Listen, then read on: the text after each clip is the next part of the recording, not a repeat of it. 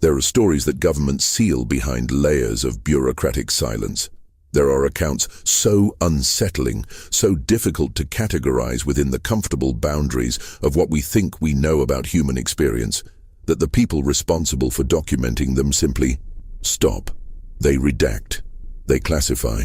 They stamp folders with codes that mean, in the most literal sense, that ordinary people are never meant to read what is written inside. And then, sometimes decades later, a file slips through. A whistleblower speaks in hushed tones over an encrypted line.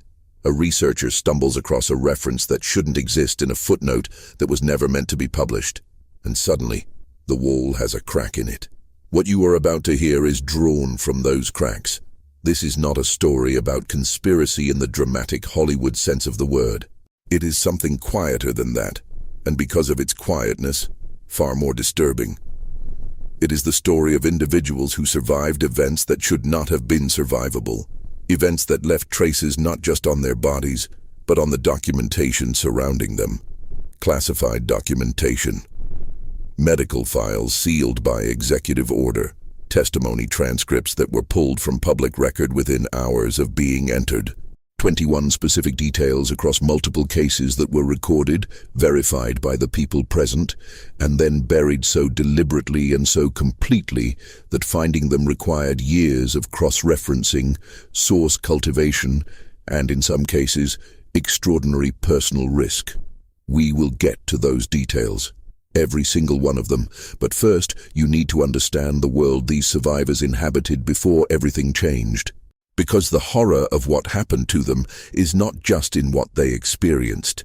It is in the contrast, in understanding who they were before the event and recognizing what remained of that person after it.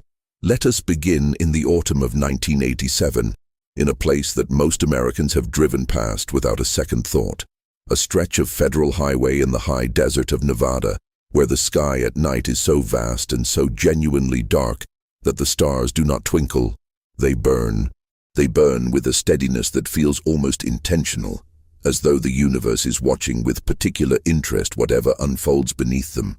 The air at that elevation smells of dry sage and cold stone, and the silence is not the comfortable silence of a suburban neighborhood at midnight.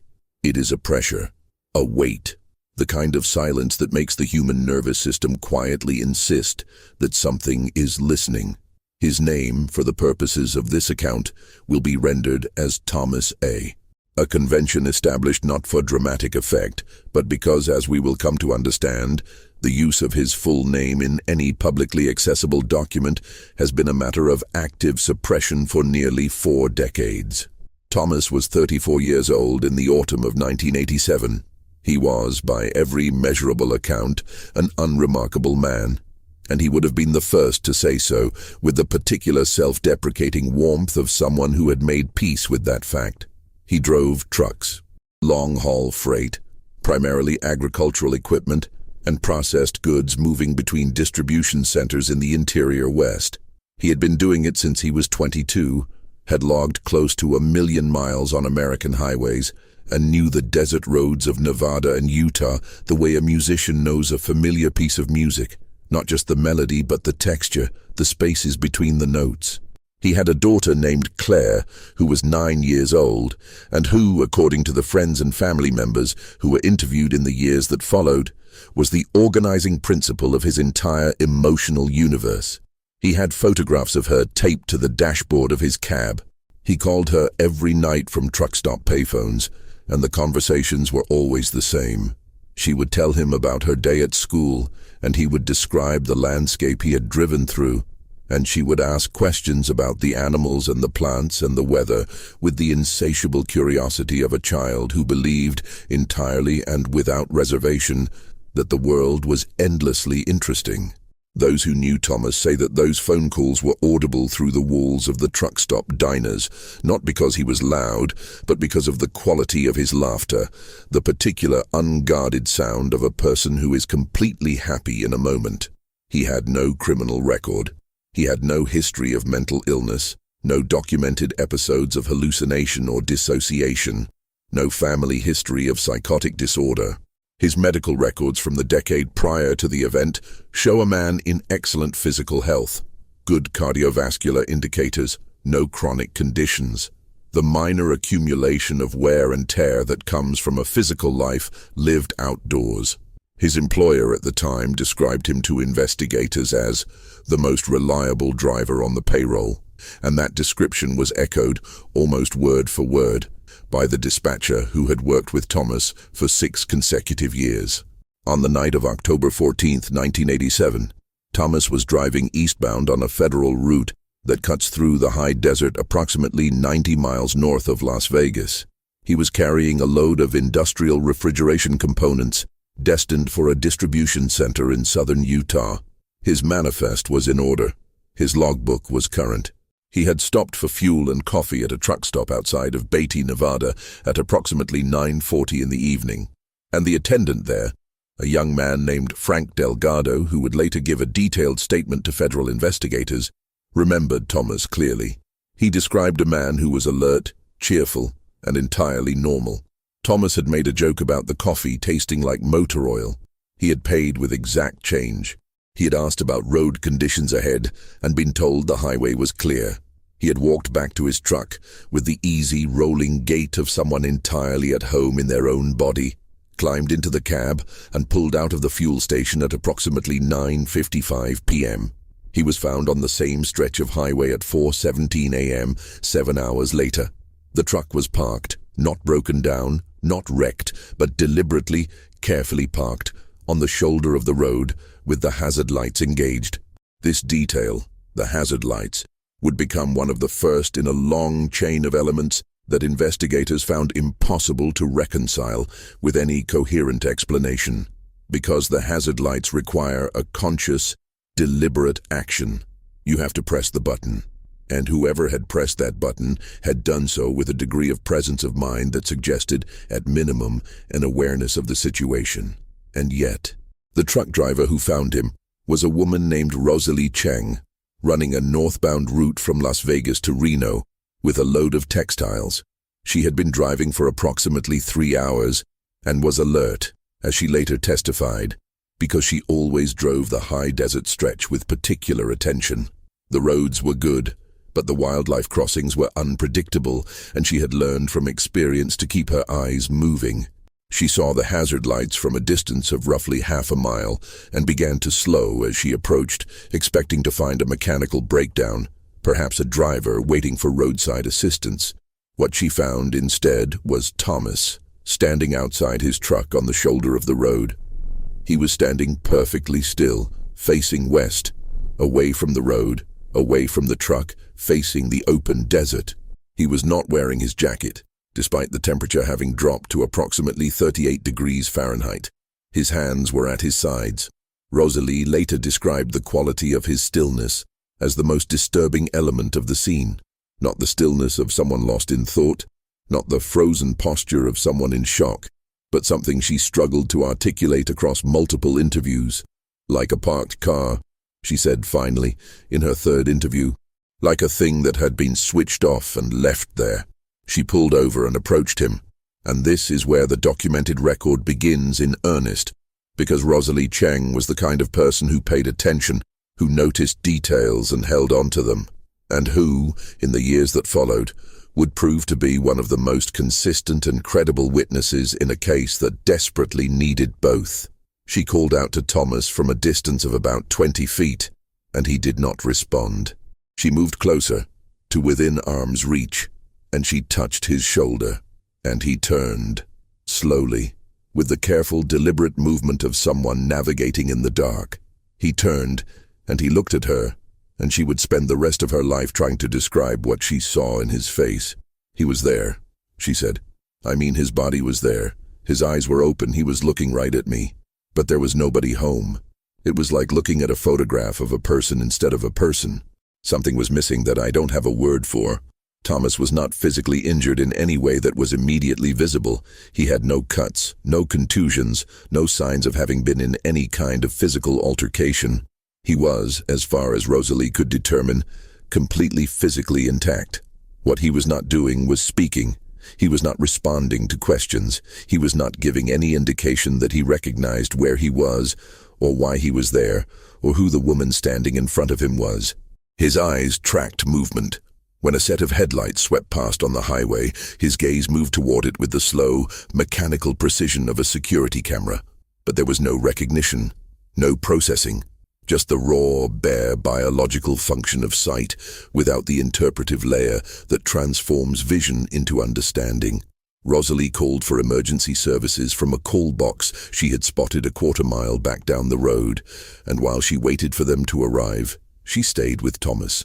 She talked to him about nothing in particular, just words, just the sound of a human voice in the dark, and he stood there in the cold without his jacket, and he did not respond. She put her own jacket around his shoulders, and he allowed this without any movement of resistance or acknowledgement. At one point during the 40-minute wait for emergency services, she noticed something that she reported immediately to the first responders when they arrived, and which was documented in the initial incident report before that report was sealed. Thomas's lips were moving, not speaking, not forming words that she could identify with any certainty, but moving, with a rhythm, a repetition that suggested some form of internal verbal activity, a loop, something playing on a track somewhere deep inside whatever remained of his cognitive function in that moment, something that had not gone silent even when everything else had. The paramedics who arrived on scene were from a volunteer fire and rescue department based in a small community 38 miles to the north, and their initial assessment was straightforward. A possible stroke, possibly a psychotic episode, possibly a medical emergency of unclear etiology. They documented his vital signs as stable and entirely within normal parameters: heart rate, blood pressure, oxygen saturation, temperature. He was physically fine, and he was profoundly, inexplicably, terrifyingly not fine. They loaded him into the ambulance, and as they did, one of the paramedics, a man who had been doing the job for 19 years, and who described himself, later, as not someone who gets rattled, noticed something in the cab of the truck. He noted it in his personal log, a practice he had maintained throughout his career, and that personal log would become one of the source documents that eventually found its way into the research that underlies this account. Every clock in the cab of Thomas's truck was wrong. Not stopped, wrong. Not displaying the same incorrect time as clocks do when they lose power and freeze. Wrong in different ways. The digital clock on the dashboard readout showed a time of 2:34. The analog clock Thomas kept mounted on the right side of the cab showed 11:08. His wristwatch, a simple wind-up mechanical watch he had worn for 12 years, reliable to within a minute or two per week, showed 7:51. And the CB radio's internal clock, which syncs automatically to a time signal broadcast, showed the correct local time of 4:22 a.m. 3 different clocks, 3 different times, one synchronized. And a man standing in the desert in the middle of the night, his lips moving with a rhythm that no one could identify, looking out at the world with eyes that could see but could not comprehend. This was where it began. This was the incident that would open a file, seal that file, and eventually, imperfectly, incompletely, through the painstaking work of people who refused to look away, give us the first of 21 details that the official record tried very hard to make disappear. But the story of what Thomas experienced on that highway is only the entry point, because Thomas was not alone, not in his experience, and not in the silence that was built around it afterward. There were others, across different years, different locations, different circumstances, who came back from somewhere that has no name in any language that any of us speaks. They came back changed. They came back with evidence that something had happened to them, evidence that was documented and then erased, evidence that exists now only in fragments and whispers, and the stubborn, long-maintained testimony of witnesses who could not, in good conscience, simply let it go. The question that sits at the center of all of it, the question that the classified files were built to prevent us from asking, is not what happened to these people. It is what they were shown, and whether what they were shown is something that the rest of us, in our comfortable and ordinary lives, would be able to survive knowing. The hospital that received Thomas that night was a regional medical center roughly 60 miles from the site, where Rosalie Cheng had found him standing in the desert. It was not a large facility, 112 beds, a modest emergency department staffed through the night by a rotating crew of 2 physicians and 4 nurses, the kind of hospital that handles the ordinary emergencies of rural life, farm accidents, cardiac events, the occasional trauma from a highway collision. It was not equipped, institutionally or psychologically, for what walked through its doors at 5:03 in the morning on October 15, 1987. The attending physician that night was a woman named Dr. Sandra Rowe, and this name, unlike Thomas's, has never been officially suppressed, because Dr. Rowe made the decision early on to document everything in personal notes that she kept separate from the official hospital record. She was 41 years old, board-certified in emergency medicine, 15 years into a career that had taken her from a residency in Chicago to this quiet corner of the Nevada desert, by a route she described in later interviews as a series of decisions that felt right at the time. She was precise, methodical, and constitutionally skeptical of explanations that required extraordinary assumptions. She was, in other words, exactly the wrong person to encounter Thomas, because she could not explain him, and she was not built to stop trying. Thomas arrived in the emergency department ambulatory, but unresponsive to verbal communication. He walked under his own power, which the paramedics had noted with some relief, but his gait had changed since they had loaded him into the ambulance. Where Rosalie had described a man moving with slow deliberateness, the paramedics now described something subtly different, a precision, an almost mechanical exactness to his footfalls, as though each step was being calculated rather than felt. Dr. Rowe noticed it immediately as he was guided to an examination bay. "He moved," she wrote in her personal notes, "like someone who had recently learned to walk and was concentrating very hard on the mechanics of it. His pupils were equal and reactive. His neurological reflexes were intact. His blood work, processed with the urgency appropriate to an unknown emergency presentation, came back across every standard panel without a single abnormal value. His glucose was normal. His electrolytes were balanced. There were no toxicological markers, no alcohol, no narcotics, no barbiturates, no stimulants, no compounds that matched any known substance in the laboratory's reference database." That last notation was flagged by the lab technician on duty, a detail Dr. Rowe recorded carefully. Not that the tox screen was clear, but that it was clear, and yet something in the sample's secondary fractionation had produced a reading that the technician described as interference, a signal in the background of the data that didn't correspond to anything catalogued, but was distinctly, measurably there. That finding, the first of our 21 classified details, would be pulled from the lab record within 72 hours of its documentation. The technician who flagged it would receive a visit from 2 men she described as presenting federal identification, though she was never able to confirm the specific agency. She was asked to sign a document she was not permitted to read in full. She signed it. She did not speak publicly about the incident for 11 years, and when she finally did, it was in a conversation with a researcher who had spent the better part of a decade building the kind of trust that makes silence give way. But that was later. On the morning of October 15th, in the examination bay of that small Nevada hospital, Dr. Rowe was still trying to understand what she was looking at. She ran an EEG, an electroencephalogram, a measure of the brain's electrical activity, and the results were, as she would describe them years later, the thing I could not put down. The overall pattern was not consistent with coma, not consistent with any recognized seizure state, not consistent with the dissociative presentations she had studied. What it showed was a brain in a state of extraordinary, almost paradoxical activity. Certain regions running at levels she associated with intense, focused cognitive engagement, while other regions, specifically those governing language production and social processing, showed activity patterns she had never encountered in any living patient. They were not flat. They were not indicative of damage. They were doing something coherent, something internally organized, that simply did not correspond to any mapped state in the neurological literature she had available to her. She consulted by phone with a colleague at a university hospital in Las Vegas, described the EEG patterns without sending the data, and was told, after a long pause, that what she was describing sounded like it might be worth sending the patient in for further evaluation. She agreed. She made the referral.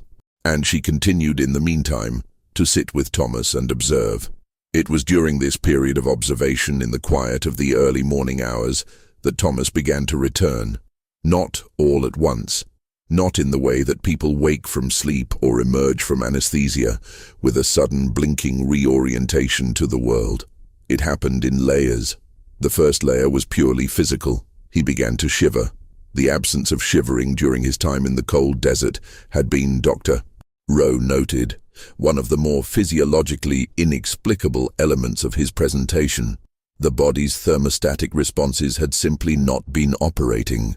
Now they re-engaged, and he shivered with an intensity that the nursing staff found alarming, until Dr. Rowe explained that this was in fact a good sign. His body was remembering how to be a body. The second layer came approximately 40 minutes after the shivering began.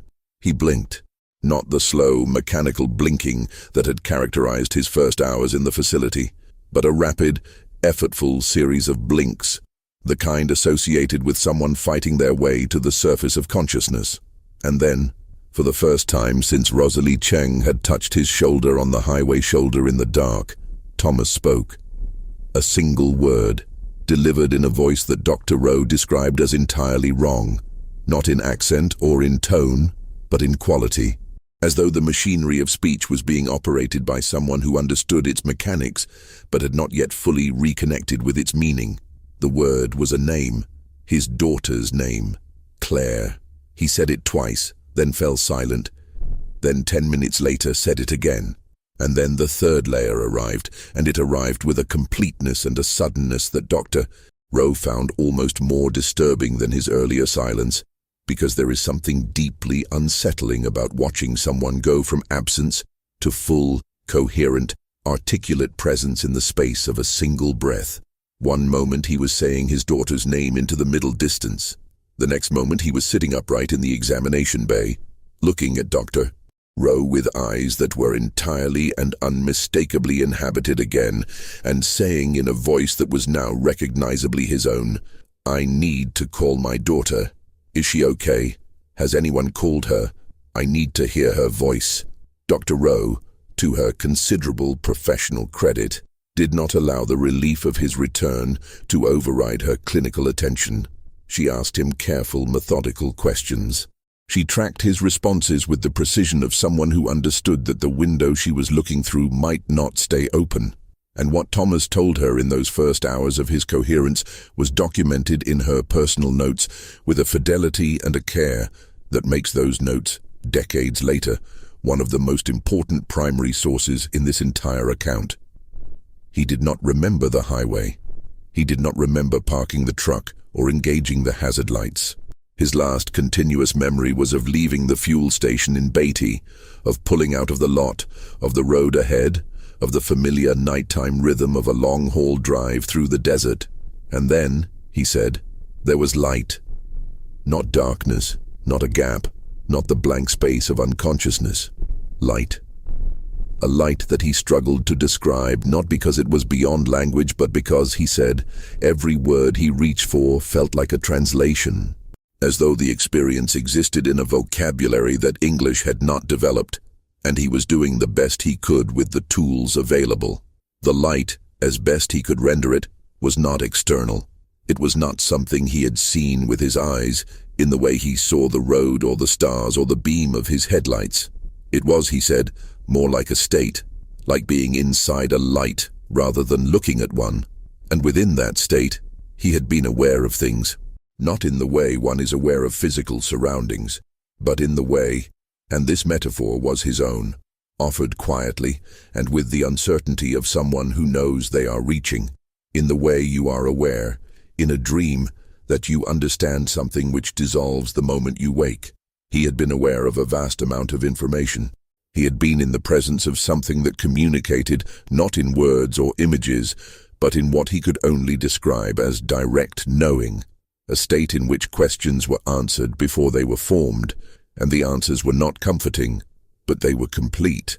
He asked Dr. Rowe in the middle of this account if she thought he was crazy. She told him she did not. She asked him to continue. He told her that when he tried to remember the specific content of what he had known in that state, the actual substance of the communication, if communication was even the right word, it was like trying to hold water in cupped hands. The knowledge was there, he said. He could feel the shape of where it had been, but the content was gone. All of it. Except for one thing. One fragment that had survived the transition back in a way that the rest had not. And that fragment was not a piece of information but an impression, a feeling so specific and so insistent that it had not faded in the hours since his return, but had instead grown clearer, the way certain dreams crystallize rather than dissolve in the hour after waking. The impression was this, that what he had been shown was intended to be shown, that whatever had happened to him on that highway had not been accidental, not been incidental, not been the result of proximity or chance. He had been selected, not in a grandiose sense, not in the sense of having been chosen for greatness or mission or revelation, in a much more clinical sense. The way a sample is selected, the way a specimen is chosen from a larger group for the purpose of study, with the studied object perhaps being aware of the study and perhaps not, but with the selection itself having been deliberate, having been considered, having been carried out according to criteria that the selected party had no framework to understand. He had been looked at, very carefully, by something that had wanted to look. And then he had been returned on a desert highway with the hazard lights on and the clocks in his cab running at 3 different wrong times, and a fragment of an experience that would not leave him alone for the rest of his life. Dr. Rowe documented all of this. She filed the EEG data in the official record. She noted the anomalous toxicological finding. She wrote her consultation referral. And within 4 days of Thomas's admission, the official hospital record for his case had been accessed by individuals presenting federal credentials and modified in ways that Dr. Rowe discovered only when she requested a copy of the chart for her own files and found that it no longer matched what she had written. The EEG findings were described in the modified record as within normal limits. The toxicological anomaly was absent entirely. The consultation referral existed, but the reason for it had been changed to read, "Rule out psychotic episode secondary to sleep deprivation." Thomas was discharged on the 3rd day after admission with a diagnosis of acute dissociative episode, cause undetermined. He was advised to follow up with a mental health professional. He was given a pamphlet about stress management. He was sent back to his truck, which had been driven to the hospital parking lot by someone, a detail no one ever explained, and he drove home to his daughter. But the Thomas who returned to Claire was not entirely the Thomas who had left, and the people around him, the people who loved him, began to understand this in ways both small and seismic in the weeks and months that followed. The changes were not the dramatic, movie-of-the-week transformations of a man broken by trauma. They were subtler and in many ways more disturbing for their subtlety. He slept differently, not poorly, not with nightmares, but lightly, as though a part of his consciousness had decided it preferred to remain close to the surface, monitoring. He ate differently, with a kind of methodical attention to the act of eating that his friends found strange, as though he were studying the food, cataloguing the experience of taste with the focused interest of someone encountering it for the first time. And he talked about the light, not obsessively, not in ways that frightened the people around him, but consistently, with the measured, thoughtful persistence of someone working through a problem they cannot put down. He talked about the sensation of knowing things he could no longer access. He talked about the feeling of having been examined and found, not wanting, but interesting, as though the most disturbing element of the experience, for him, was not fear or violation, but the nature of the gaze itself, the quality of attention that had been directed at him. Thorough, impersonal, fascinated. His daughter, Claire, who had been 9 years old when it happened, would remember years later that her father had begun to ask her different kinds of questions after his return. Not different in topic, but different in quality, deeper, more patient, more genuinely curious, as though the act of asking had taken on a new importance for him, as though, having been in the presence of something that communicated by direct knowing, he had returned with a heightened appreciation for the slower, more effortful human process of building understanding one question at a time. She remembered sitting with him on the porch of their house in the autumn evenings, looking at the same desert sky that had swallowed him on the highway, and her father pointing at the stars and asking her what she thought was out there. She had given the answers that 9-year-olds give, and he had listened to each one with an attention that she had not had the vocabulary to describe at the time, but which she understood later, as an adult, as the attention of someone who was comparing the answer to information they could feel but not quite reach. The changes in Thomas were real, and they were noticed, and they were, in their quieter moments, deeply unsettling to the people who knew him best. But they were not the most disturbing thing to emerge from the weeks following his return. The most disturbing thing was something that Dr. Rowe discovered when she attempted to follow up with the University Hospital in Las Vegas, the facility to which she had made the consultation referral. She called to inquire whether Thomas had been seen and was told by the department administrator that no referral matching that description had been received. She described the referral again, in detail. The administrator was polite and thorough and certain. There was no record. She drove to Las Vegas 2 weekends later and sat down with her colleague, the physician she had spoken to on the phone the morning of Thomas's admission, and asked him directly about the conversation. He remembered it. He remembered her call, remembered the description of the EEG findings, remembered the long pause before he had recommended she send the patient in. He remembered all of it. But he told her, with a discomfort she found impossible to misread, that he had received a call the following day from someone he described only as a government person, who had asked him, in very clear terms, not to document the conversation and not to expect the patient to arrive. He had complied. He told Sandra Rowe, sitting across from him in his office in Las Vegas, that he had complied because the person on the phone had been very calm and very specific and had said something that he could not stop thinking about in the weeks since. When her colleague had asked what the urgency was, why a single strange emergency presentation warranted this level of attention from federal authorities, the voice on the phone had said, without hesitation and without any particular dramatic inflection, that this was not the first case, and that they had learned from experience what happened when these cases were not managed quietly. Not the first case. Managed quietly. What happened when they were not? Dr. Rowe drove back to Nevada that evening through the same desert that had produced Thomas, under the same enormous dark sky, and she made a decision that would occupy the next several years of her life. She was going to find the other cases, and she was going to document what she found in a way that could not be entirely erased. It was a decision made not from recklessness, but from the same quality that had made her a good physician, an inability to leave an anomaly unresolved.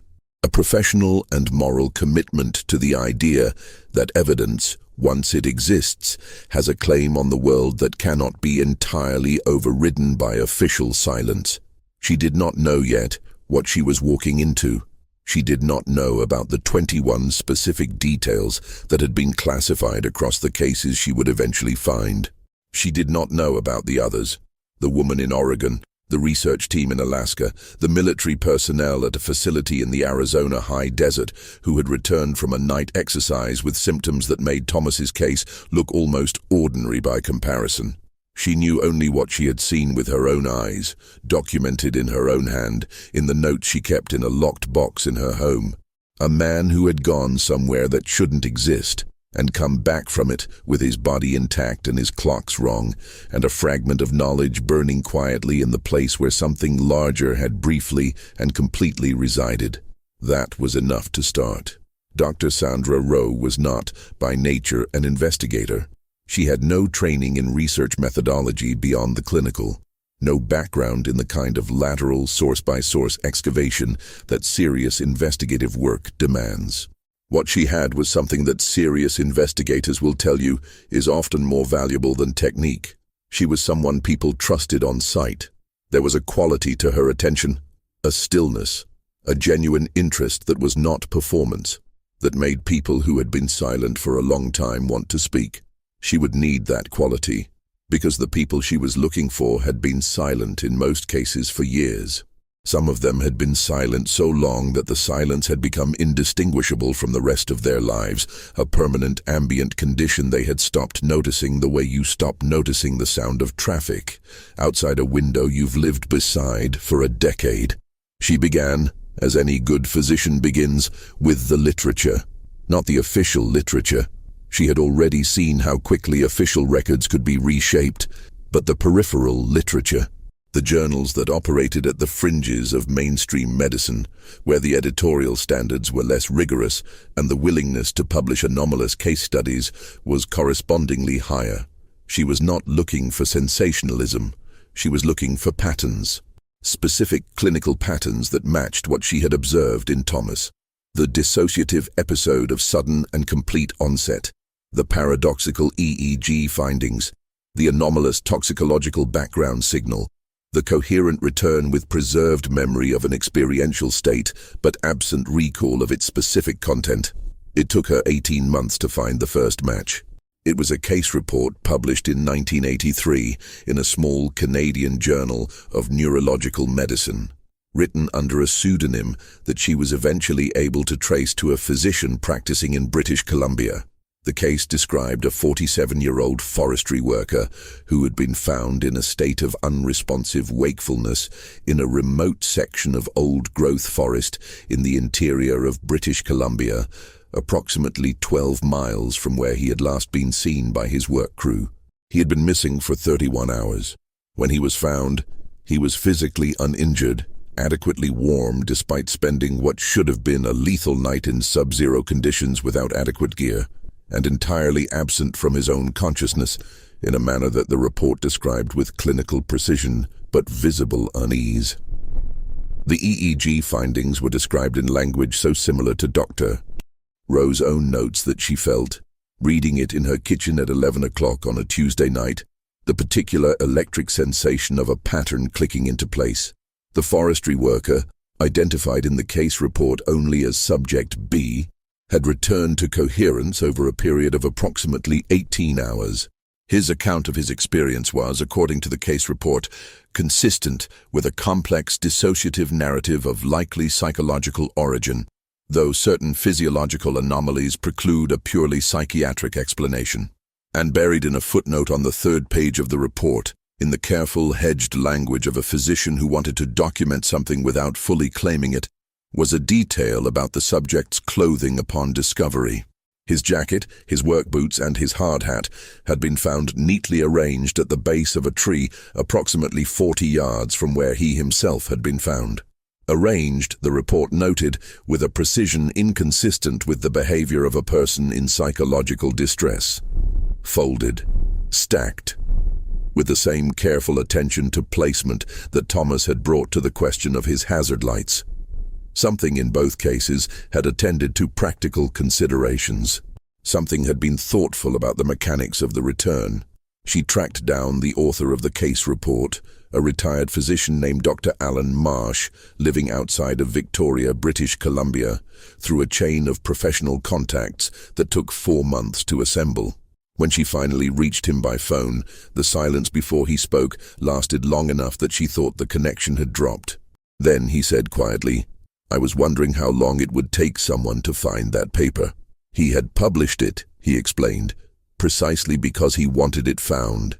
He had constructed the pseudonym carefully enough to provide deniability, but not so carefully as to be impenetrable to a determined researcher.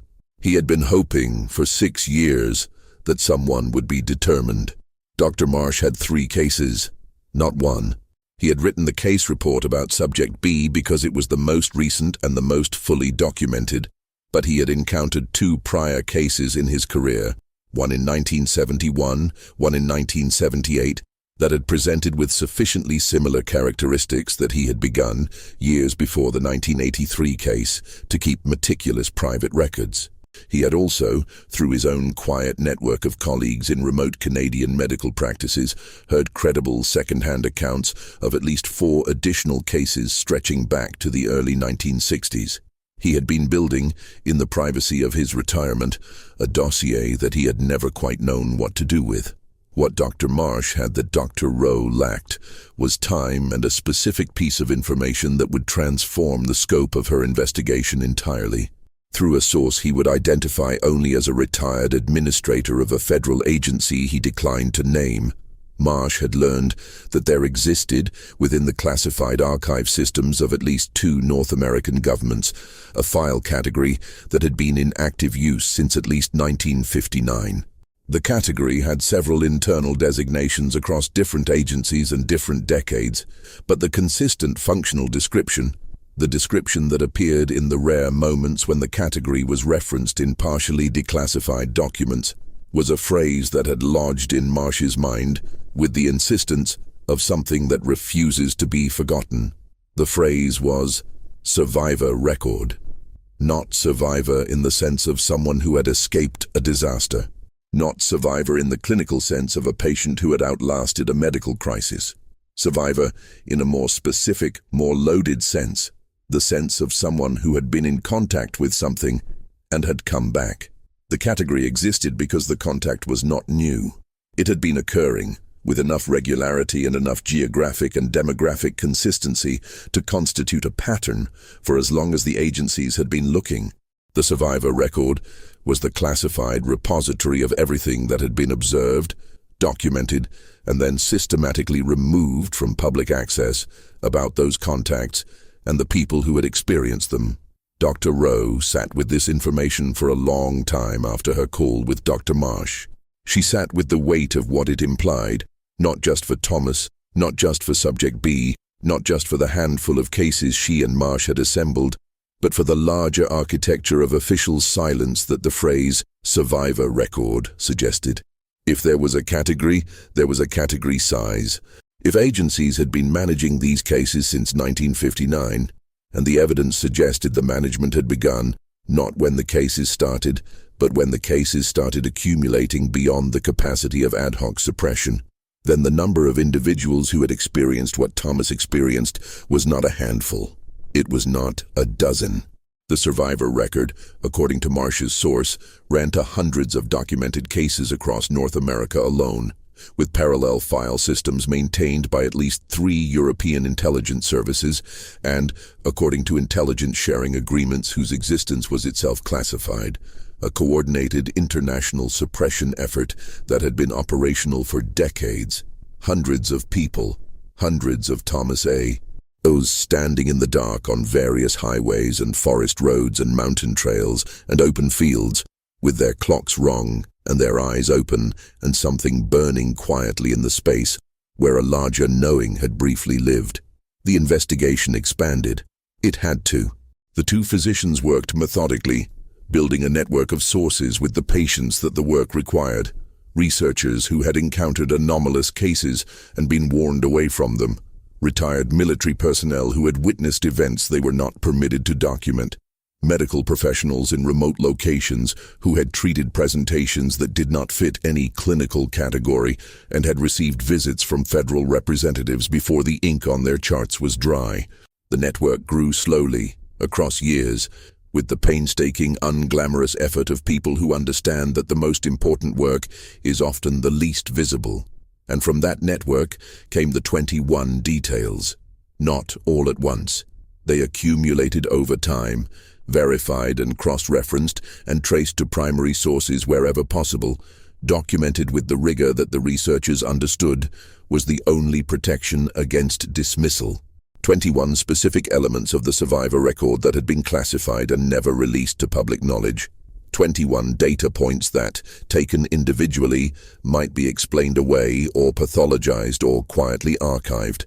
Taken together, they constituted something that resisted every conventional framework available for thinking about human experience.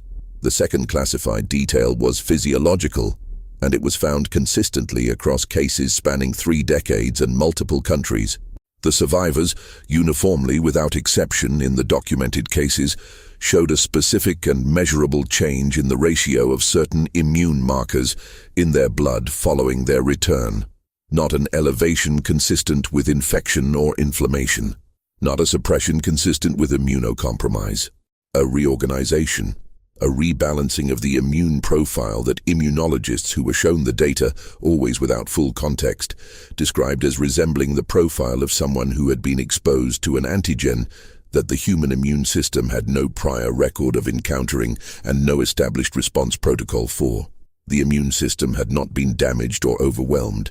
It had been updated, as though the body's defensive architecture had received new information about a threat category it had never previously catalogued. The third detail was neurological, and it extended and deepened what Dr. Rowe had observed in Thomas's EEG. Across multiple cases where detailed neuroimaging was available, cases primarily from the 1980s onward, when the technology had advanced sufficiently to provide the necessary resolution, the survivors showed a consistent and striking pattern of altered connectivity in a specific network of brain regions. The regions involved were those associated with pattern recognition, temporal processing, and what neuroscientists call metacognition, the brain's capacity to think about its own thinking. The altered connectivity was not damage, it was, if anything, an enhancement. Denser, more efficient, more heavily myelinated neural pathways in exactly the circuits one would strengthen if one wanted a human brain to be better at recognizing patterns across large, complex datasets, and better at holding awareness of its own cognitive processes simultaneously. The survivors, in neurological terms, had been optimized in specific and highly targeted ways, and no one who had looked at the imaging data had been able to offer any physiologically coherent explanation for how those changes had occurred in the hours of the event, or what agent had caused them. The fourth detail emerged from a cross-case analysis that took Dr. Rowe and her expanding network nearly 3 years to complete. It was behavioral rather than physiological, and it was, in its way, the most quietly astonishing finding of the entire investigation, because it was consistent across every documented case, regardless of the survivor's age, gender, cultural background, educational level, or prior psychological history. Every survivor, in the weeks and months following their return, demonstrated a measurable and lasting increase in a quality that psychologists describe as epistemic humility, the capacity to hold uncertainty without distress, to say, "I don't know," without anxiety, to encounter the boundaries of one's own knowledge without the defensive reactions that those boundaries typically produce in human cognition. They became, in a very specific and documentable way, more comfortable not knowing. This finding was cross-referenced against psychological assessments conducted in the immediate aftermath of the events before the clinical records were modified, and against long-term follow-up interviews conducted by researchers in the network years later. The consistency was extraordinary. A truck driver, a forestry worker, a military technician, a school teacher in rural Oregon, a marine biologist working off the coast of Alaska, people with nothing in common except the experience, and every one of them carrying this same shift in their relationship to uncertainty, as though whatever had been done to them had, as a side effect or perhaps as a primary intention, loosened the grip of the need to know. The compulsive, anxiety-driven human drive to resolve ambiguity softened, in each of them, into something more patient, more willing to sit with an open question and find it interesting rather than threatening. Claire, Thomas's daughter, confirmed this in her adult recollections of her father. It was, she said, the change she had noticed most clearly and most consistently over the years of his post-event life. He had become, she said, the most genuinely curious person she had ever known, not in the restless, acquisitive way of someone who needs answers to feel secure, but in the settled, patient way of someone who has encountered a question so large that the asking of it is its own form of satisfaction.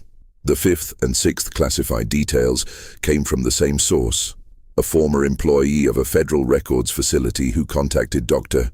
Marsh in 1994 through a series of intermediaries careful enough that the chain of contact took 18 months to establish. This source, who has never been identified publicly and who, as of the last confirmed contact with the research network, was still living under what they described as a self-imposed protocol of invisibility, had direct access to a portion of the classified survivor record during a period of employment spanning the mid-1970s to the late 1980s. They had not copied documents. They had been too careful for that, and too afraid. But they had read, with the focused attention of someone who understood they were reading something that mattered, and they remembered. The fifth detail was geographical. The events, across all documented cases across all decades, clustered with a statistical significance that should have been explainable by some conventional factor, and was not. The clustering was not around military installations, not around unusual geological formations, not around population centers or transportation hubs. It was around locations of a specific type, places where the geomagnetic field showed consistent, low-level deviation from the regional norm. Not anomalies dramatic enough to register on standard survey equipment without careful calibration. Subtle variations, quiet signatures in the magnetic landscape, detectable only with instruments of a precision that was not widely available until the 1990s. The events happened, with overwhelming consistency, in the places where the Earth's own field was doing something slightly, measurably, persistently different. The sixth detail was temporal, and it was the one that, according to the source, had produced the most sustained and alarmed internal discussion within the agencies maintaining the survivor record. The events did not cluster randomly in time. They showed a pattern, a cyclical recurrence with a period of approximately 11 years, corresponding with an accuracy that the internal analysts had found deeply uncomfortable to the solar cycle. The approximately 11-year cycle of the sun's magnetic activity, the rhythm of sunspot maxima, and the corresponding fluctuations in the heliospheric current sheet, the pulse of the solar system's own electromagnetic heartbeat. The events peaked at solar maximum. They thinned at solar minimum. And the implication that the internal analysts had reportedly argued about at length in documents that the source had read fragments of, was that whatever was responsible for the events was somehow keyed to the solar cycle, was aware of it, was using it perhaps as a kind of opening, a window in the electromagnetic weather of the solar system that recurred with clockwork regularity, and that, during its peak, allowed something to reach through to people standing on desert highways, to forestry workers in old-growth stands, to the others, the dozens and eventually hundreds of others whose cases filled the classified archive that bore the quiet, terrible name of the survivor record. Dr. Rowe, processing the sixth detail in the light of her kitchen one evening in 1995, found herself thinking about Thomas, about the specific description he had given of the experience, of being selected, not randomly, but deliberately, according to criteria he could not understand. She thought about the geomagnetic clusters, about the solar cycle, about the immune system updates and the optimized neural pathways and the softened relationship to uncertainty. And she began to think, carefully, with the rigor she applied to every element of the investigation, but inescapably, about what it would mean if the criteria for selection were not random and not arbitrary.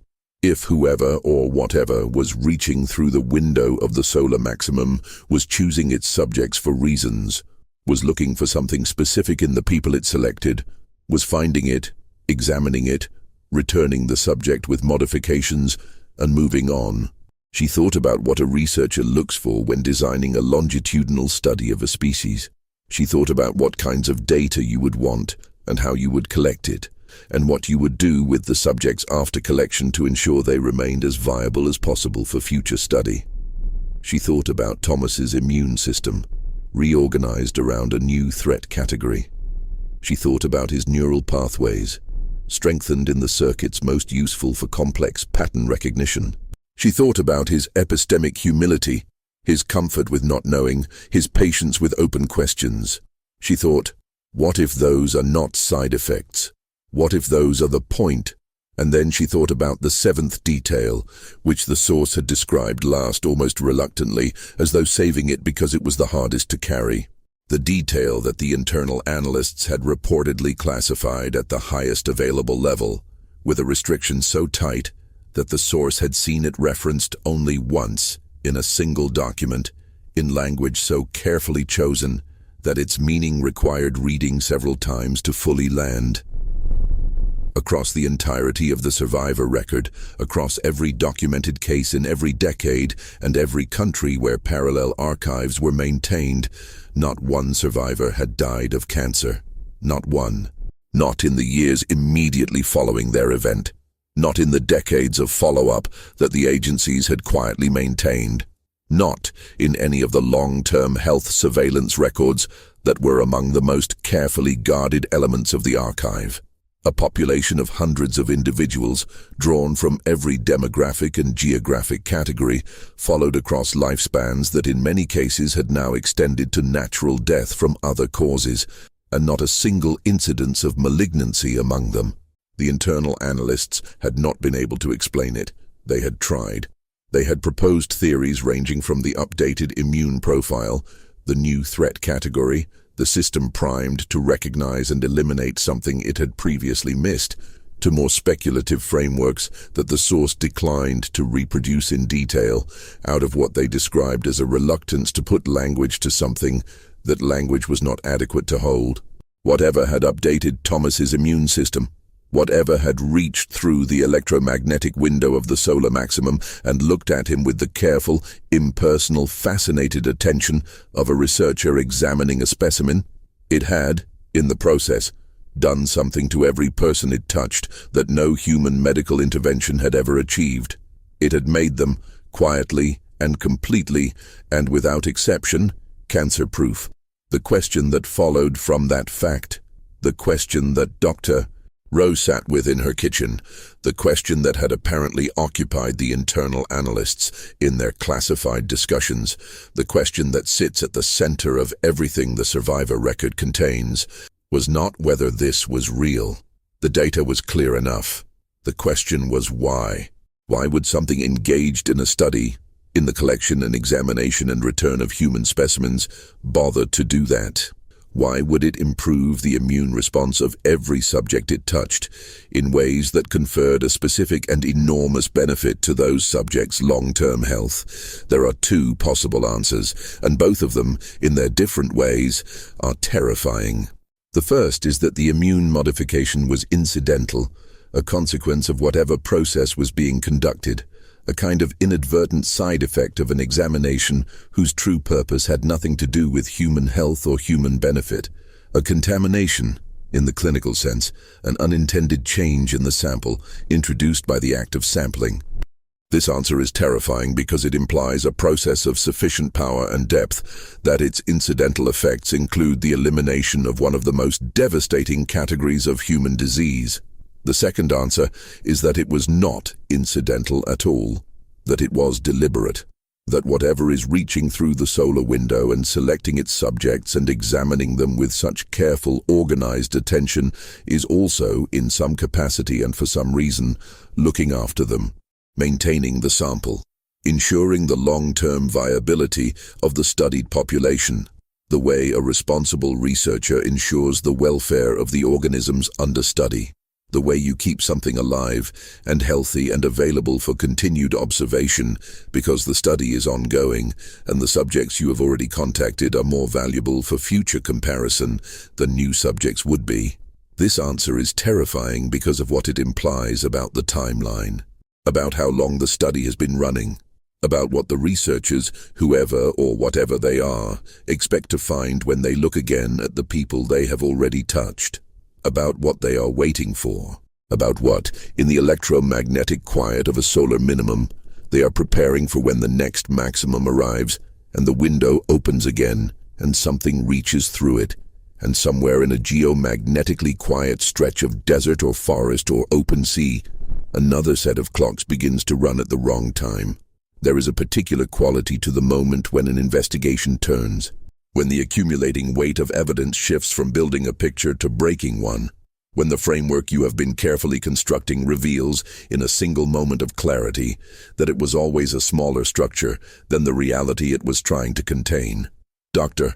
Sandra Rowe experienced that moment in the spring of 1997, in a motel room outside of Flagstaff, Arizona, sitting across a Formica table from a man who had driven 14 hours to meet her, and who, before he said a single word about why he had come, asked her how much she thought she already knew. She told him. She described the 21 details. She had by that point confirmed 17 of them, with the remaining 4 in various stages of verification through the network.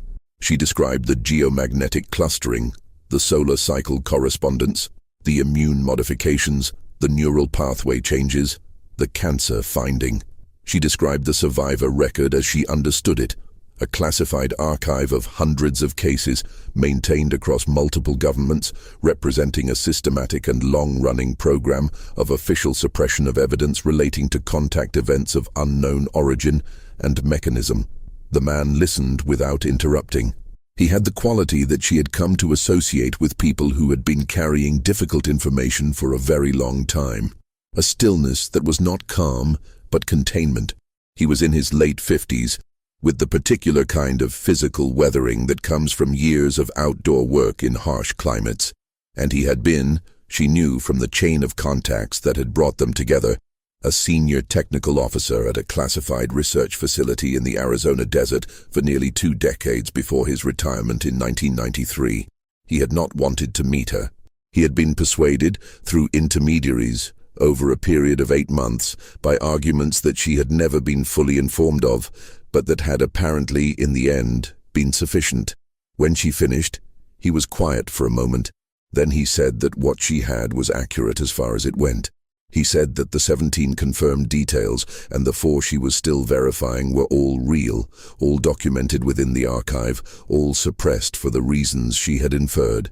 He said all of this in the tone of someone confirming that the map is correct, while preparing to explain that the territory is considerably larger than the map suggests.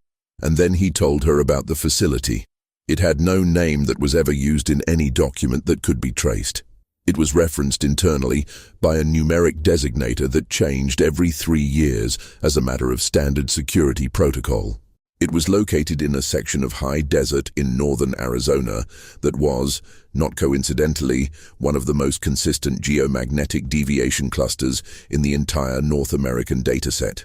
The facility had been established in 1961, 2 years after the survivor record category was formally created, and its original mandate had been the study of the physiological and neurological changes observed in survivors, the immune profiles, the EEG patterns, the behavioral modifications.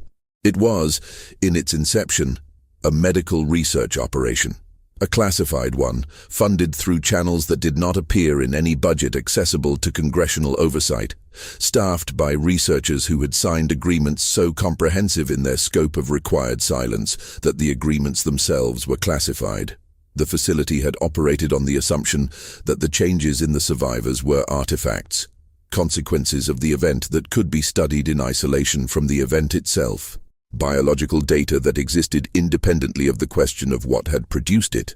This was a deliberate and administratively convenient assumption because it allowed the facility's researchers to conduct legitimate scientific work, genuinely valuable immunological and neurological research, without confronting the question that the data inevitably raised if you looked at it from the right angle. For 12 years, the assumption held. The researchers studied the immune profiles and published their findings in classified internal reports. They mapped the neural pathway changes and developed theoretical frameworks for understanding how targeted myelination could occur in adult neural tissue, a finding that, if it had ever been released, would have transformed the treatment of neurodegenerative disease. They documented the behavioral modifications, including the epistemic humility finding, and produced a body of psychological literature that represented some of the most sophisticated work on human cognitive adaptation ever compiled. All of it classified. All of it feeding into a growing internal knowledge base that was, by the early 1970s, among the most scientifically significant bodies of research in any archive in the world, and entirely invisible to the scientific community that might have built on it. The assumption broke in 1973. It broke because of a researcher named Dr. James Whitfield, a neurologist from Johns Hopkins who had been recruited to the facility in 1969 and who had spent 4 years doing the work with the focused, careful attention of someone who was very good at it and genuinely fascinated by what he was finding. He had not, in those 4 years, allowed himself to look directly at the larger question. He had been, by his own later account, aware of it in the way you are aware of something in your peripheral vision, present, registered, deliberately not turned toward. And then one morning in the spring of 1973, working alone in the facility's primary analysis lab, he turned toward it. What he had been doing that morning was a cross-case comparison of the neural imaging data from 14 survivors spanning the years 1961 to 1972. He was looking for variance, specifically for factors that might predict the degree of neural pathway modification observed in individual cases. He was not looking for what he found. What he found was that the modifications were not random in their distribution across the 14 cases.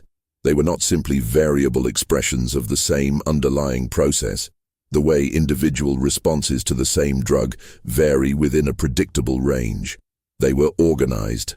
Each case showed pathway modifications that were subtly different from every other case, different regions emphasized, different connectivity patterns strengthened, in ways that, when plotted against each other, did not scatter randomly, but assembled, with a coherence that made the hair on Whitfield's arms stand up into a matrix.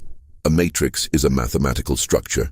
It is a way of organizing information such that the relationships between elements are as meaningful as the elements themselves.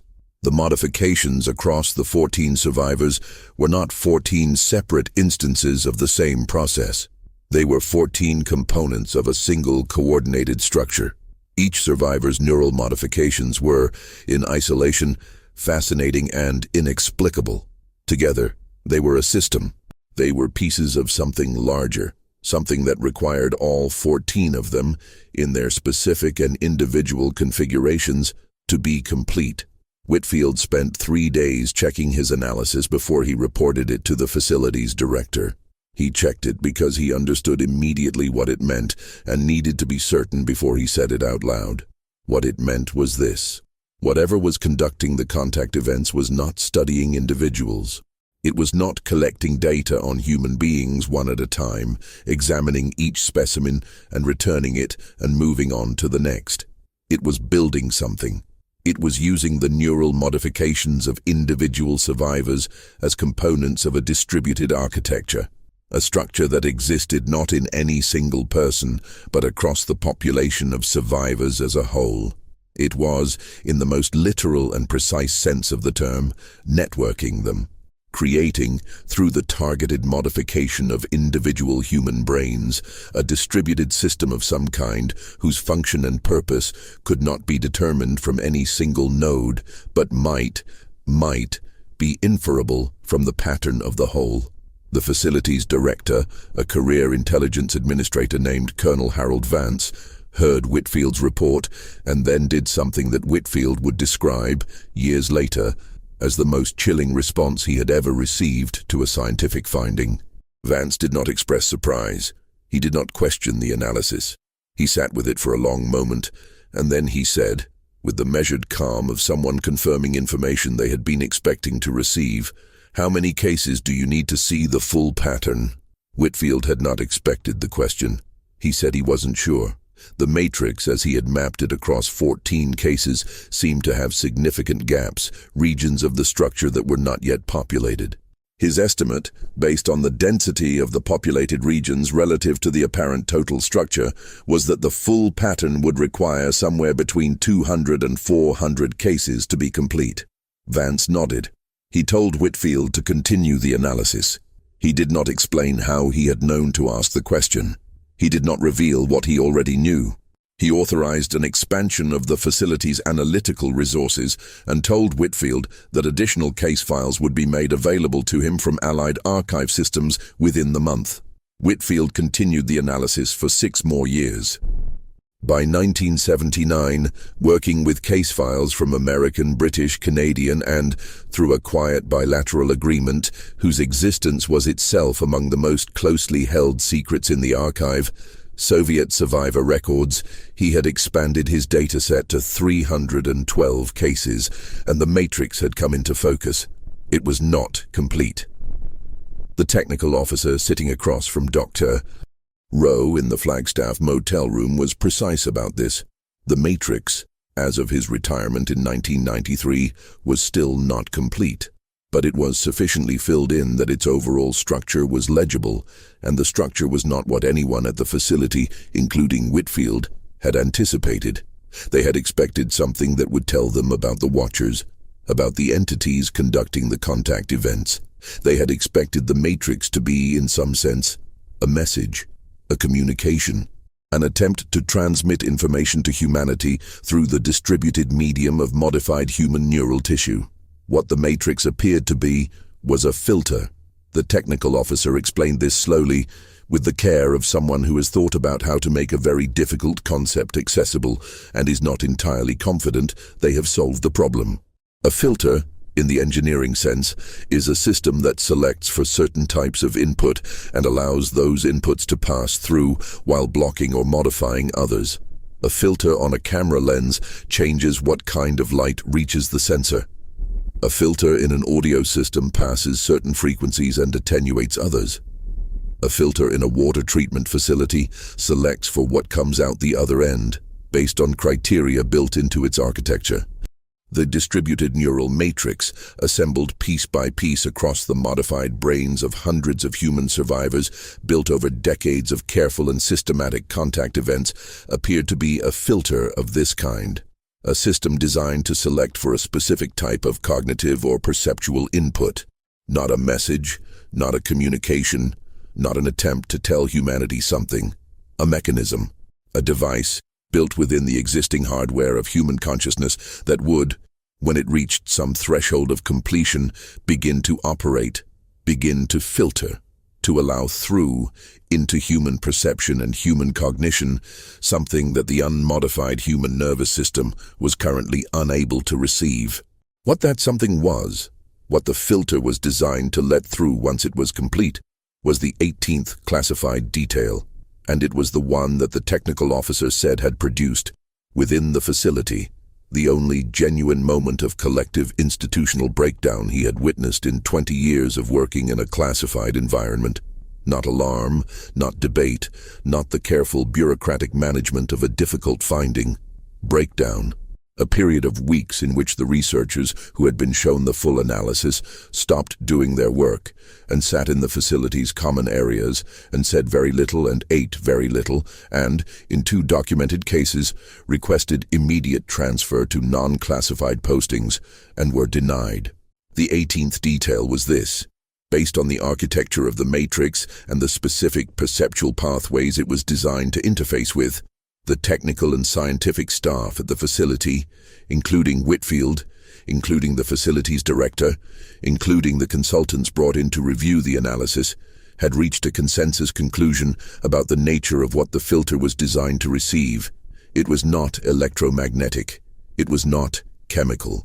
It was not any form of signal that operated within the physical parameters that human science had mapped and named. It was, in the only framework the researchers had available for describing it, a form of direct consciousness interface. The matrix, when complete, would allow the human beings who carried its components, the survivors distributed across the world's population, living their modified lives with their cancer-proof immune systems and their enhanced pattern recognition and their comfortable relationship with uncertainty, to perceive, directly and without technological mediation, the presence and the communication of whatever had built them. Not built the matrix, built them, built humanity. The implication that had emptied the facility's common areas and caused 2 researchers to request transfers they were not permitted to make, was the question of what that meant for the nature of the contact events themselves. If the filter was designed to allow the survivors to perceive their architects, then the contact events were not visitations. They were not intrusions. They were not the careful, considered choices of an external intelligence studying a species it had encountered. They were maintenance. They were the routine activity of something tending to a system it had created and had never, in any meaningful sense, left. The silence was not the silence of an empty universe. It was the silence of a presence so enormous, so native to the structure of things, that it had been invisible the way water is invisible to a fish, not absent, but assumed, built into the conditions of existence so completely that removing it from the picture was not a theoretical possibility, but a perceptual limitation. The contact events were not first contact. They had never been first contact. They were check-ins. They were the careful, periodic attention of something that had always been here, that had built the neural architecture of human consciousness with specific and intentional capabilities that were not yet active. And that was, with the patience of something that does not experience time the way its subjects do, slowly and methodically bringing those capabilities online, one survivor at a time, one modified brain at a time, one component of the filter at a time, assembled across centuries or millennia or longer, across whatever span of time had produced the cases in the archive, and the cases before the archive, and the cases before any human institution had existed to record them, building, inside the collective nervous system of humanity, a receiver for a signal that had always been broadcasting, waiting for the day when enough components were in place, when the matrix reached its operational threshold, when the filter finally had the resolution to let the signal through. Dr. Rose sat with this in the motel room in Flagstaff for a long time.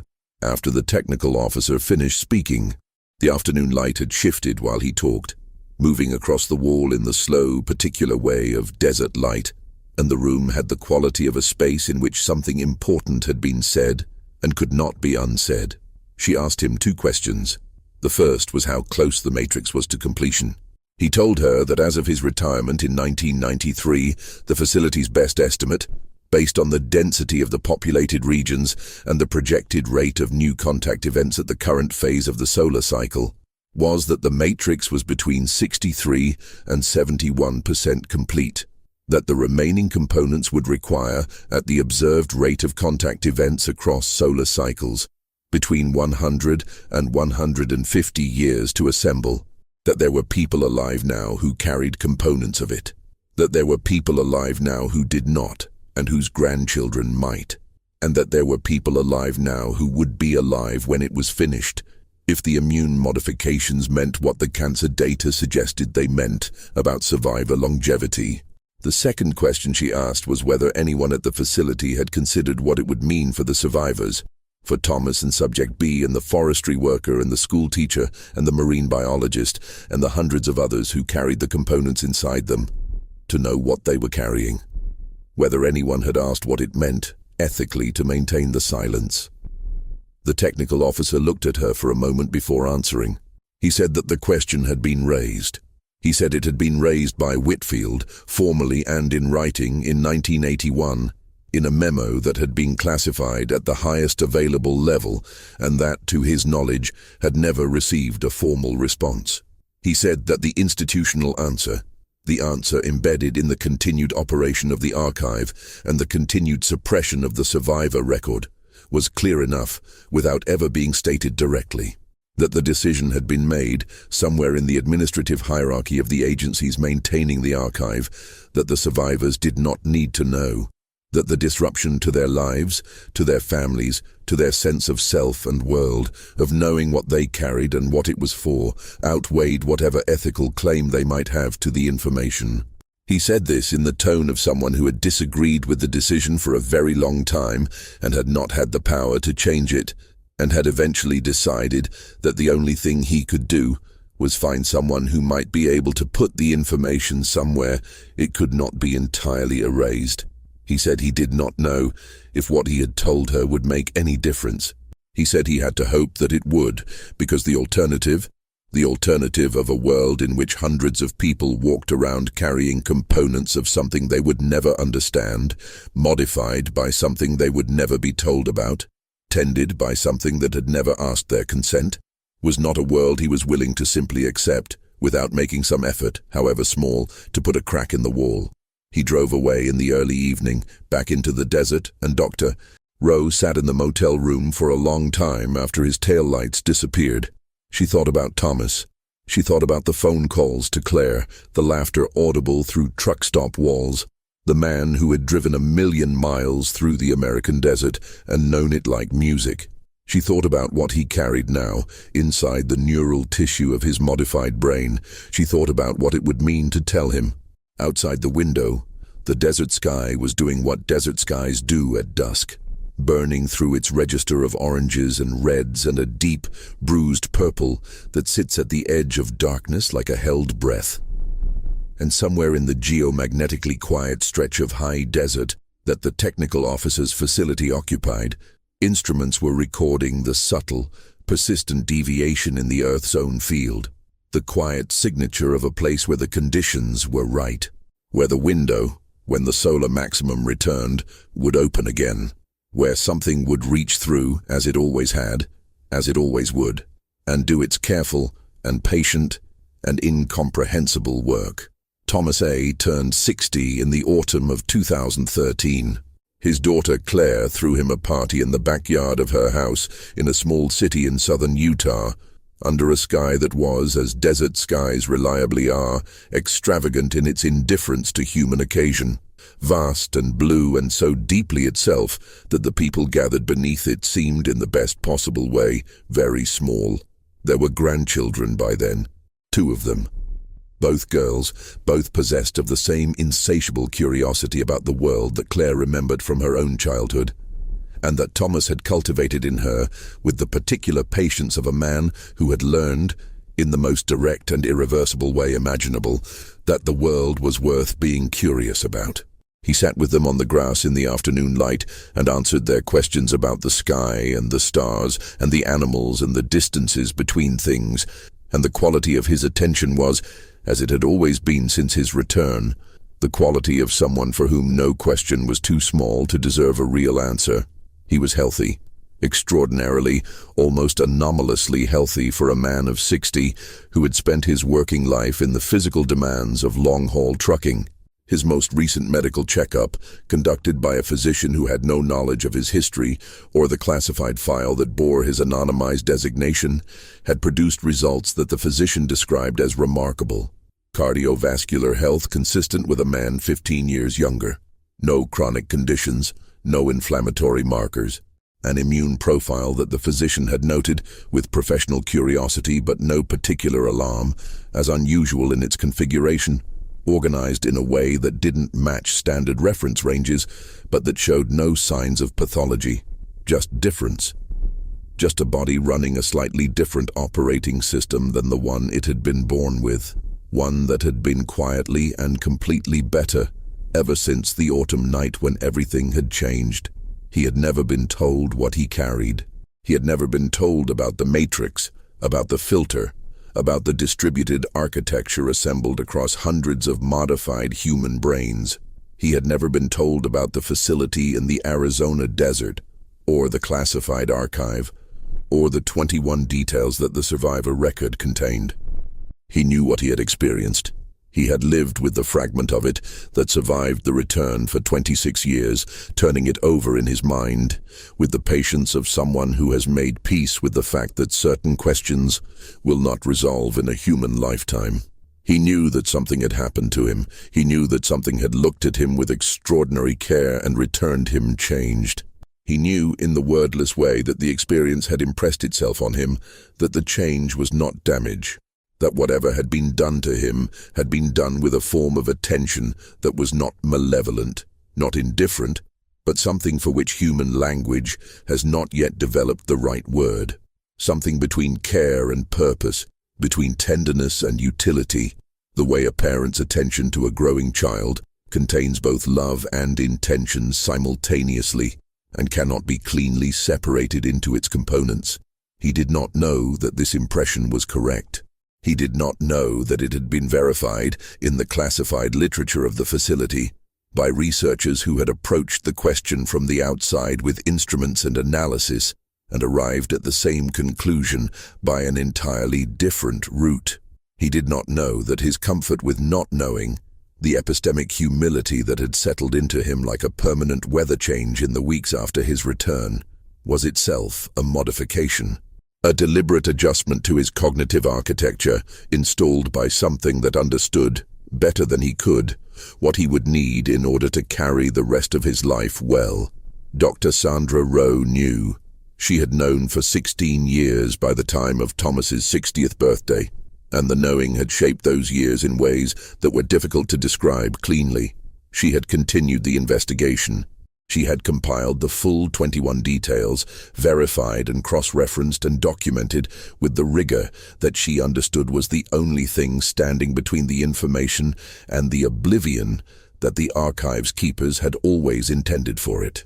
She had written everything down in a form designed to survive her, distributed across multiple secure locations, with instructions to multiple trusted individuals about what to do with it and when. She had not published. Not yet. She had wrestled, across those 16 years, with the question of whether publication was the right form for information of this kind, whether the world was ready to receive it, whether ready was even a meaningful category in this context. Because the question of what to do with the information was not a simple one. It was not a story about wrongdoing in the conventional sense, about a government concealing a crime, about an institution protecting its own interests at the expense of the public's right to know. It was something more complex and more philosophically difficult than that. The suppression was real. The decision to manage the survivor record in silence, to deny the survivors themselves access to the truth of their own experience, to classify the most significant scientific findings in the history of human self-understanding. All of that was real, and all of it warranted the kind of reckoning that only exposure can produce. But the information being suppressed was not, at its core, a political secret. It was a cosmological one. It was information about the nature of human consciousness and its relationship to something that had built it, and the question of how you put that information into the world, how you tell 8 billion people that they are, in some sense, and by some definition, a designed system still in the process of being completed, was not a question that had a clean answer. She had watched, across the years of the investigation, what the knowledge did to the people who received it. She had seen the technical officer drive away into the desert evening, carrying 20 years of contained knowing like a weight he had partly but not entirely set down. She had seen Dr. Marsh in his retirement, spending his days in the garden of his house outside Victoria, with the particular quality of inner occupation that belongs to people who are thinking about something very large, very quietly. She had seen the researchers in the network, people who had started from professional curiosity and arrived by increments at a place where the familiar landscape of their understanding of reality had been permanently and irrevocably altered. They were, all of them, changed, not damaged, not destroyed, but changed in a way that could not be undone, in a way that had separated them, gently and permanently, from the majority of their fellow human beings who were still living in the comfortable pre-knowledge world. She thought about Thomas in his daughter's backyard, with his granddaughters and his extravagant desert sky. She thought about what it would mean to tell him. She thought about whether the knowledge would take anything from him, from the quality of his curiosity, from the patient, settled relationship with uncertainty that had been one of the most beautiful things to emerge from the worst night of his life. She thought about whether the information that his comfort with not knowing was itself a modification would undermine it, would reframe it as something done to him rather than something he had grown into. Whether knowing you had been made into a better version of yourself without your consent by something you could not see or name or understand was a gift or a violation. Whether it could be both. These were the questions that the 21st and final classified detail forced into the open. The detail that the technical officer had mentioned last, almost in passing, as he was gathering his jacket to leave. The detail that the facility's researchers had documented in 1989 and that had been classified not because it was dangerous in the conventional sense, not because it provided actionable information that could be weaponized or exploited, but because it was Of all the findings in the archive, the one most likely to produce an unmanageable public response. The one most likely to change, in a fundamental and irreversible way, the way human beings understood their place in the structure of things. The 21st detail was this: the matrix was not unique to humanity.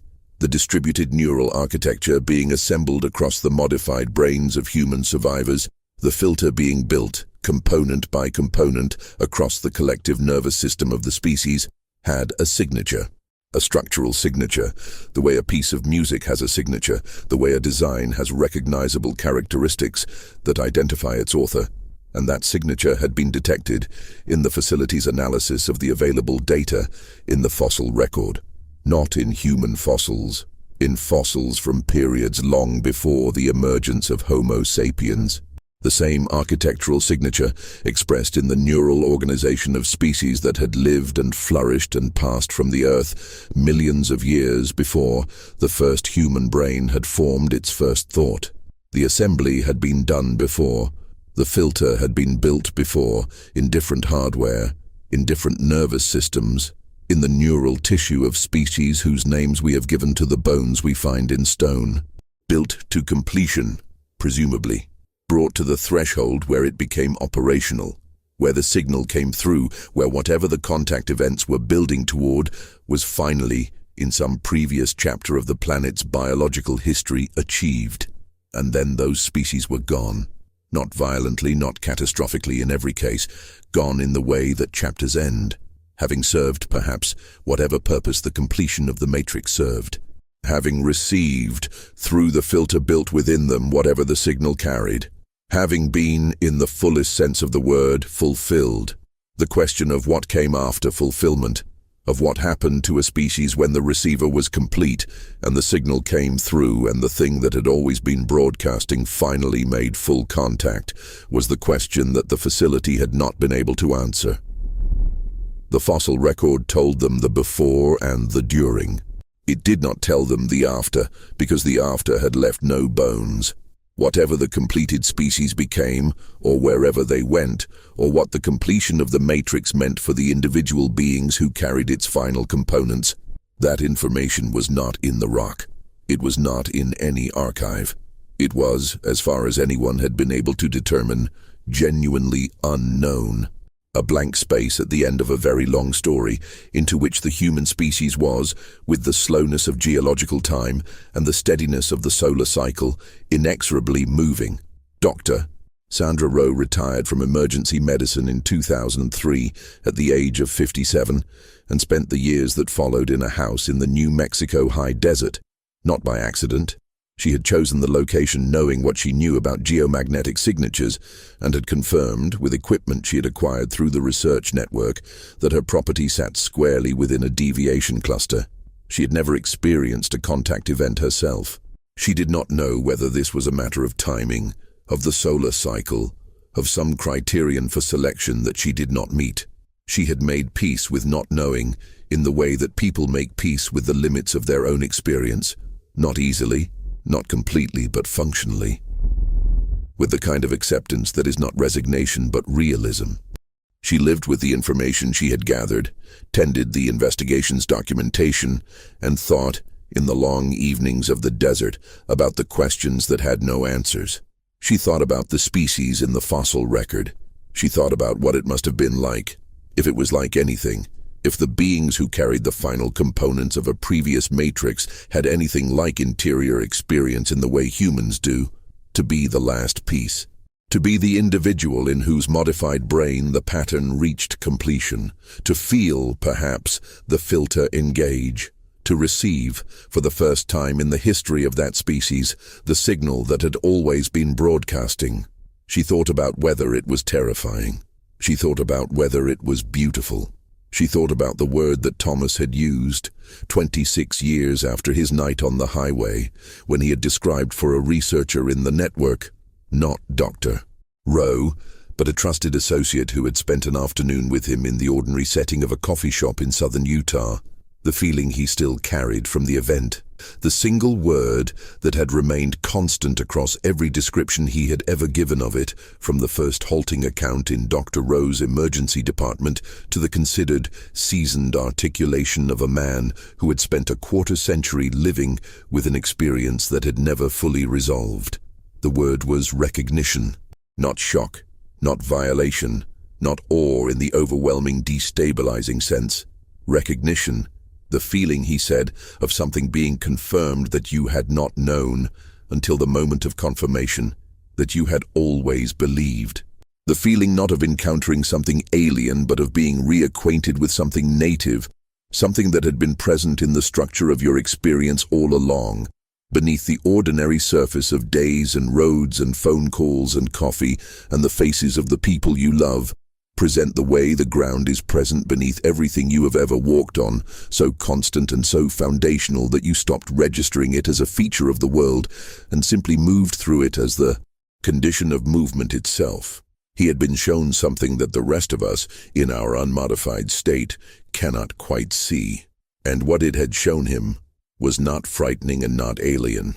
It had shown him something that felt, in the one fragment that survived the return, like coming home to a place you had always lived, and were only now, for the first time, fully seeing. This is where the account might end, if endings were the kind of thing that this story permitted. But there is a quality to the information in the survivor record that resists the narrative convenience of resolution, that insists on remaining open in the way that the most important questions always insist on remaining open. The investigation continues. The network persists. The documentation exists, distributed and redundant, in a form designed to outlast the people who compiled it and to find its way, eventually and by whatever route remains available, into the larger conversation that humanity has not yet had with itself about what it is and where it is going, and what has always been here with it in the dark. The solar cycle does not wait for that conversation. The next maximum will arrive on its schedule, as it always has, as it always will. The window will open. Something will reach through it, in a geomagnetically quiet place where a person is going about the ordinary business of their life, driving a highway, or walking through a forest, or standing on the deck of a research vessel in a grey and enormous sea. And that person will be looked at very carefully by something that has been looking very carefully at us for longer than we have had words for any of this. They will be returned, with their clocks wrong and their lips moving, and something burning in the place where a larger knowing briefly lived. They will carry a new component of a pattern they will never see in its entirety, installed in the neural tissue of a brain that will spend the rest of its life being quietly, inexplicably, magnificently better. And somewhere in a classified archive, in a file category designated by a phrase that was chosen by bureaucrats, and that is, despite everything exactly right, their case will be added to the survivor record. One more entry, one more component, one more human being returned to their life with a fragment of something they cannot name, walking the world with the particular quality of attention that belongs to people who have been looked at by something that found them interesting. The record is not complete. The matrix is not finished. The filter is still being built, piece by piece, inside the collective nervous system of a species that does not yet know it is being assembled toward something. And the signal that has always been broadcasting, that the filter is being built to receive, that has been waiting with the patience of something that does not experience waiting the way we do, continues, constant and enormous and everywhere, just beneath the threshold of what we can currently perceive, just beyond the edge of what our unmodified consciousness can reach. For now, Thomas A. still drives sometimes, not for work. He retired from long-haul trucking in 2005, when his knees made the extended cab time impractical, but for the thing itself, for the road and the desert, and the particular quality of the night sky at elevation, where the stars do not twinkle but burn with a steadiness that feels, if you have spent enough time looking at it, like attention. He drives the Nevada highways sometimes in the autumn, when the desert smells of dry sage and cold stone, and the silence has its old, familiar weight. He drives the route that passes through the stretch of highway where a woman named Rosalie Cheng once pulled over and found him standing in the dark. He drives past that place, and he does not feel afraid of it. He feels, by his own account, something closer to gratitude. The complicated, enormous gratitude of someone who was chosen for something they don't fully understand and has decided, in the absence of full understanding, to trust the choosing. His granddaughters ask him what he thinks about when he drives at night. He tells them he thinks about the distances between things. He tells them that the distances are not empty. He tells them that if you are very quiet and very patient, and you let yourself sit with a question without demanding that it answer itself on your schedule, the world has a way of showing you that the distance between where you are and where you are going is not as vast as it appears, that something has always been moving toward you from the other side of it. That recognition, when it comes, will feel less like arrival and more like remembering. They are 9 and 11 years old. They listen with the insatiable, open-handed curiosity of children who believe, entirely and without reservation, that the world is endlessly interesting. They look at the sky with his eyes, modified eyes, carrying their component of a pattern that will not be complete in their grandfather's lifetime, or perhaps in theirs, but that is being built with a patience that makes human timescales feel like a single breath. Somewhere in the archive, in the classified and suppressed and carefully managed darkness of the survivor record, a file bears a designation that was assigned to Thomas on the morning of October 15th, 1987, and has never been released. It contains the blood work with its anomalous background signal. It contains the EEG data with its paradoxical pattern of extraordinary activity. It contains the initial incident report and the modified version that replaced it, side by side in a folder that exists only because someone, somewhere in the administrative chain of the archive, had the instinct to keep both. It contains the 21 details, documented across the breadth of the record, that this account has tried to render in the only way that matters, not as data, not as evidence, not as the building blocks of an argument, but as the lived experience of human beings who were touched by something immeasurable and carried the touch home with them into their ordinary lives, where it changed everything quietly and permanently, and with a completeness that no official silence has ever quite been able to contain. The file is sealed. It has always been sealed. But the person it describes is out there somewhere, in the autumn desert, under the burning stars, thinking about the distances between things and the nature of what fills them. And the granddaughters are growing, and the solar cycle is turning, and the signal has not stopped. It has never stopped. It is broadcasting right now into the extraordinary and ordinary darkness of a world that is being slowly, carefully, lovingly prepared to finally hear it. Whether we are ready for what it says, whether readiness is even a concept that applies to a moment this fundamental, is the question that the survivor record cannot answer.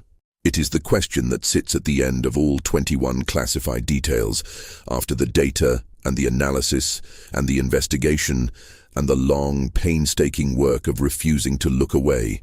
It is the question that Thomas carries in his modified brain, that Dr. Rowe tends in her desert house, that the archive contains without resolving.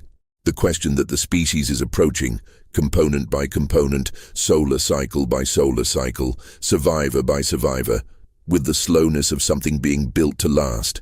What will it be like to finally hear it? What will we become when we do? The stars burn on, the desert waits, and somewhere in the geomagnetically quiet dark, the Earth's own field makes its subtle, persistent, patient deviation. The quiet signature of a place where something has always been present, and where the conditions are, as they have always been, exactly right.